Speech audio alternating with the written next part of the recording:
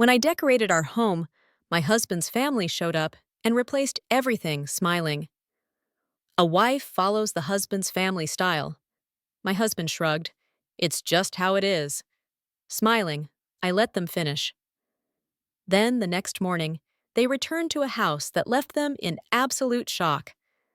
I'm in my late 30s, live in a suburb just outside Cincinnati, Ohio. I work full-time as a remote interior decorator. I've been married to Andrew, not his real name, for 5 years. Andrew's family is the kind of family that believes tradition matters more than common sense. They do things one way their way, and they expect everyone to fall in line. I didn't grow up like that, so from the start, I knew we'd clash. I just didn't expect it to happen like this. About 2 years ago, Andrew and I bought a house together, or that's what he likes to say. In reality, I paid the down payment. My name is the only name on the deed. That's important, and we'll come back to that later. We moved into a modest but beautiful 3-bedroom house, real hardwood floors, big backyard, clean lines. I saw potential. I knew I could turn it into something beautiful. Andrew didn't care much about the look of the house. He always said, "You're the design expert, do what you want." And that's exactly what I did. For the next several months, I poured every bit of my time and energy into making that house feel like home.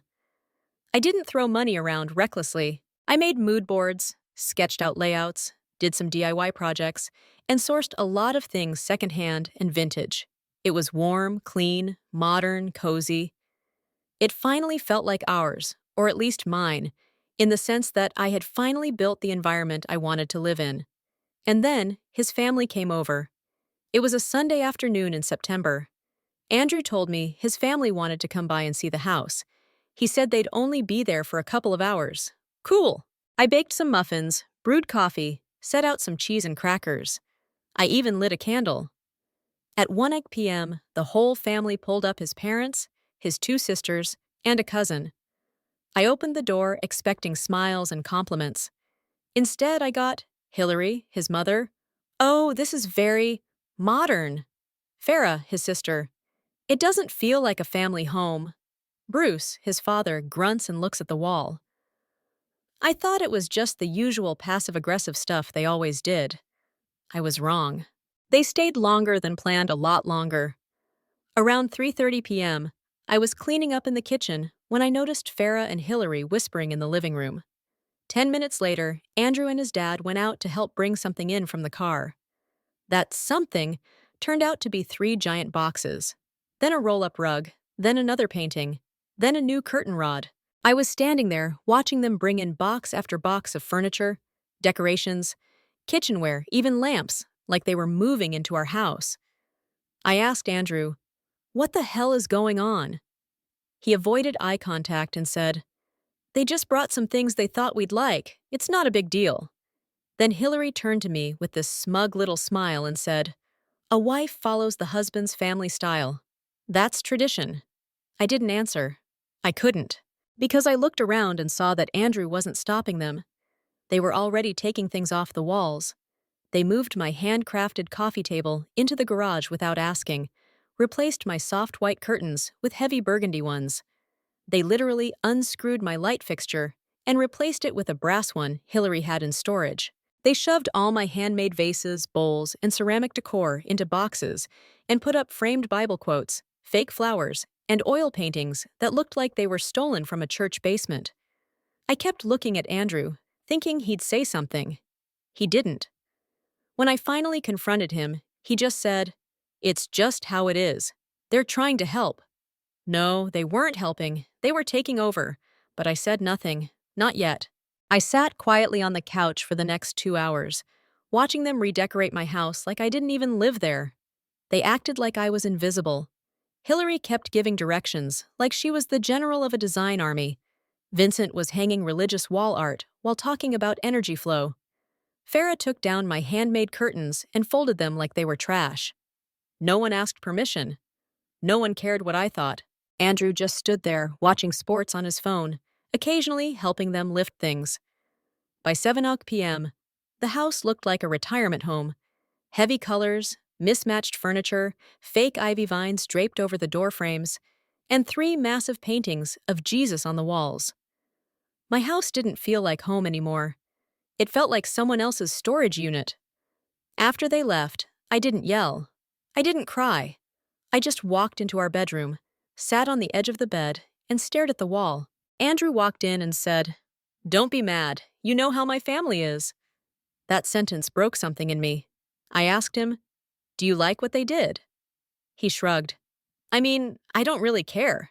It's just stuff." I said nothing. I turned off the lamp and went to sleep. But I didn't sleep. I stayed awake all night staring at the ceiling, planning. I knew one thing for sure. They were going to keep coming.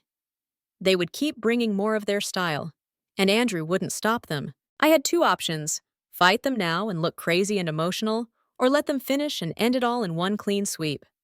I picked the second one. First, I went online and rented a large storage unit a few towns over. Then I texted my friend Theo, who owns a moving and junk haul service. Years ago, I helped him design his office for free. He still owed me. I told him I needed everything in the house removed quickly and quietly. And not just taken away, I wanted my things returned, and their things gone. Donated, discarded, destroyed. Didn't care. We set a time for late Friday night. Meanwhile, I smiled and nodded at every new gift they brought during the week. I acted grateful. I even made cookies. Farah brought over a grandfather clock. I said, "Wow, that's lovely." Hillary suggested redoing the kitchen cabinets in oak. I said, "Maybe next month." They had no idea, not one clue. Friday came faster than I expected. By then, the house looked even worse. Hillary had replaced our modern kitchen stools with these massive carved wooden chairs that didn't fit under the counter. Vincent brought in this huge floral love seat that reeked of lavender-scented old lady perfume. Farah added a giant cross above the TV. Even the doormat got swapped out with one that read, "Bless this mess." They weren't joking. And Andrew? Still silent, still useless. Every time I brought it up, he'd say, "Don't overreact. It's not worth a fight." It was worth a fight, but not the kind he was expecting. At 11:30 p.m., Theo showed up with 3 guys and 2 trucks. They worked fast, quiet, professional. By 1:45 a.m., everything his family had brought in was gone. I didn't even want to see it anymore. Some of it went straight into Theo's donation pile, some to trash. I didn't ask. I didn't care. By 2:30 a.m., my home was back: my couch, my shelves, my lighting, my handmade ceramic bowls, the bamboo light fixture I installed with my own hands. I stood in the middle of the living room, barefoot, staring at it all. It felt like I could breathe again. But the next part, that's when things started to unravel. They showed up around 10 o'clock a.m. Andrew had told them to come by and help finish the rest of the house. I was sitting on the couch, sipping coffee, dressed in black, watching the clock. I heard them pull up, heard their footsteps on the porch. Doorbell rang. I didn't move. I just waited for Andrew to open the door and let them in like always. The moment they walked in, I saw Delia freeze. Her eyes swept the room back and forth, faster and faster. Farah's mouth dropped open. Vincent whispered, "What the hell?" Actually spoke for once. "Where's the stuff?" I didn't say anything. Delia looked around, wide-eyed. "What? Where's everything we brought?" I took a slow sip of coffee and said, "Gone, all of it." Andrew looked around like he was seeing the room for the first time, then looked at me. You took it all out?" I stared at him and said nothing. Delia walked right up to me, hands shaking. "You can't just throw out our things." "Sure I can," I said calmly. "None of it belonged here. They were gifts. I didn't ask for them. They were part of the family. This isn't the family's house." Then I stood up, walked to the kitchen counter, and held up a folder. "This is the deed. This house is in my name. Not yours, not Andrew's, not the family's. You all walked in and acted like you owned it. You don't." Delia turned red, not just embarrassed, furious. "You ungrateful little—" Andrew cut her off. "Mom, calm down." That surprised me. First time he spoke against them. But then he turned to me and said, "You should have told me you were planning this." I stared at him. Why would I? You didn't listen the first 10 times. After that, the room turned to ice. Delia looked me up and down like I was a stranger. Farah was whispering to Vincent like I couldn't hear her. You knew she was always going to do this. She's not family. Then Delia dropped the real bomb. You want a husband, you follow his family. That's how marriage works. You've been disrespectful since day one. You think you can play decorator, but you're just temporary. This house is temporary. You temporary. I looked at Andrew. He didn't even blink, just rubbed his temple and said, Can everyone just chill? That's when I snapped. I turned to him and said, Tell them the truth. Tell them how much you paid toward this house. Go ahead. Silence. Delia narrowed her eyes. What's she talking about? I didn't wait for him to answer. I pulled out the bank documents, laid them on the table. This house was bought with my money, my inheritance. Andrew's name is nowhere on the title, the mortgage, the insurance, nothing. He was unemployed when we bought it. He didn't put in a dime. I turned to Andrew again. You going to correct me? He didn't. He couldn't. Delia looked like she swallowed a lemon. You let her buy the house alone? Andrew looked down. She had the money. It made sense. Delia shook her head. You've embarrassed our whole family. She grabbed her purse and walked out. Farah and Vincent followed, whispering the whole way. Bruce just nodded at me like he finally respected me. Or feared me. Not sure which. Andrew stood by the door, watching them leave. He didn't say a word. That night, Andrew slept on the couch. He said he needed space. Fine by me. Next morning, I woke up early and went to the garage. Something felt off. I opened the door and saw one of the boxes I packed my box clearly labeled with my handwriting, open. Inside, things were missing. A few of my ceramics, a framed print, a lamp, the brass watering can I loved. I checked the storage room. 2 more boxes had been opened. One was completely gone. I ran back inside and asked Andrew if he moved anything. He looked at me with wide eyes. No? What are you talking about? I said. Don't lie. Someone took stuff from the garage. His jaw clenched. I didn't do it, I said. Then who did? He looked down. And that's when I knew. After I realized some of my things were missing, I started checking every inch of the garage and basement. Not just for missing stuff, but for signs someone had been sneaking around.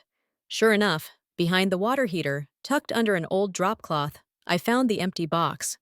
The tape was sliced clean. Across the label I'd written, Living Room Fragile, was torn halfway off, like someone tried to remove it in a hurry. Inside, nothing. Gone. My handmade ceramic lamp, a framed print from my college mentor, 2 brass candlesticks from my late aunt, and a small stack of my original sketches. I stood there, heart racing. These weren't just things. These were mine. That's when the thought hit me. How did they even get into the garage?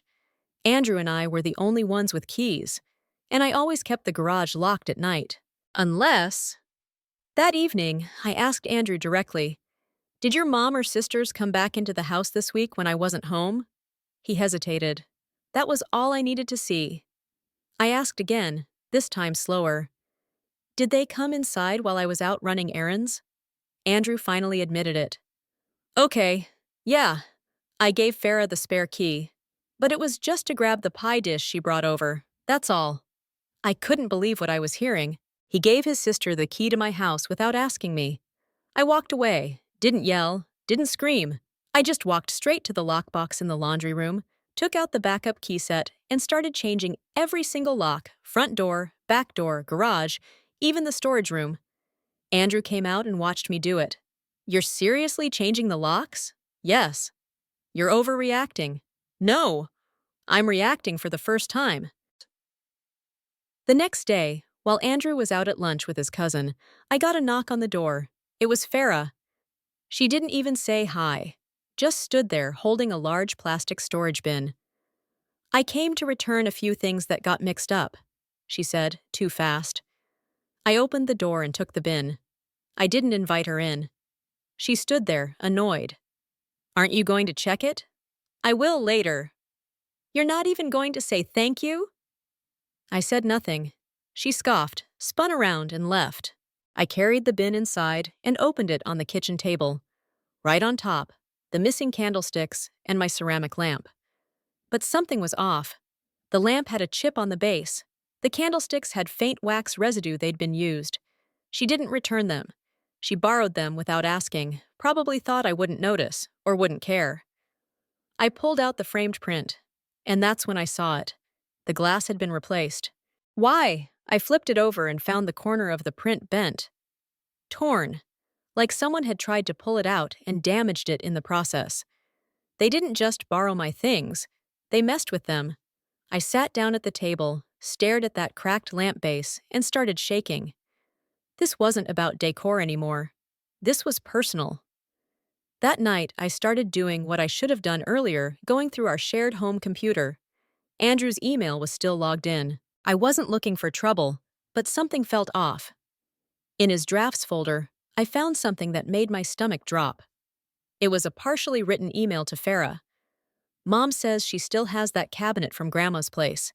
If you guys want to swap it in next week, just do it before she gets back from yoga. She won't notice if it's done fast. She won't notice. She, me. They were making plans to keep redecorating behind my back. Even after the blow-up. Even after I put everything back. Even after I warned them. And Andrew knew. He was in on it. That's when everything snapped into focus. This wasn't just about mismatched furniture or bad curtains. This was about control, about power, about me being erased in my own home. I emailed my attorney and asked for a copy of the trust documentation tied to my inheritance. The money I used to buy this house came from that trust. I wanted to be sure.